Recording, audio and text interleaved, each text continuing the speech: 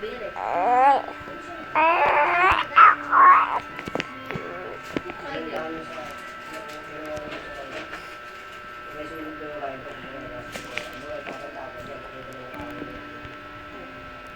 Nasada? Ba't yung sasang sa akin? Hindi, yung mga nakita niya sa nasabi ng basket ko. Pati yung head dyan, yung seven pala. Sige, pwede naman yung tandaan ng galit na ulang taon. Ano? Pero si Teban, ano yung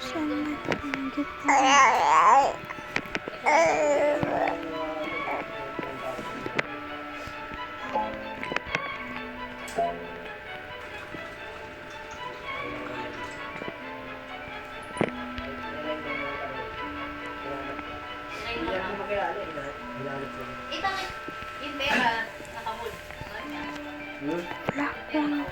Ay, Doon. Nagasabi mo nagalit yung pera. Di ba, yung nagbibigay, yung mga ano yan, yung mga bayad. Nagastos niya yun, tapos papantapay yun.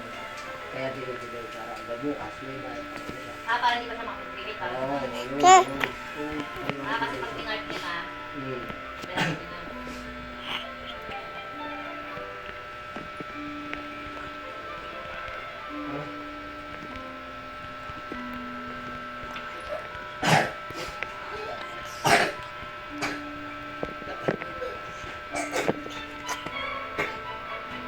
Yung tawag daw ko naman yung sinunod sa atin.